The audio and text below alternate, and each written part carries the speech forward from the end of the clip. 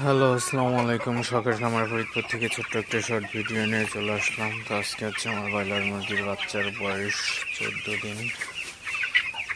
তো 14 দিনে মাশাআল্লাহ বাচ্চাগুলো ভালো একটা হইতে আসছে।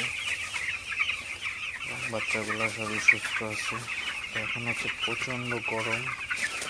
এই প্রচণ্ড গরমে সবাই একটু খেয়াল রাখবেন, বারবার পানি চেঞ্জ করে দিবেন।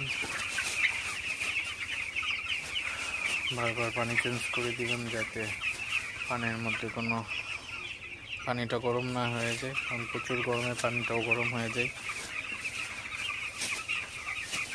তো আপনাদের আজকে আমি সামনে একটা ভিডিওতে ওজন মেপে দেখাবো যে 14 দিন বয়সে ওজনটা কেমন আসছে।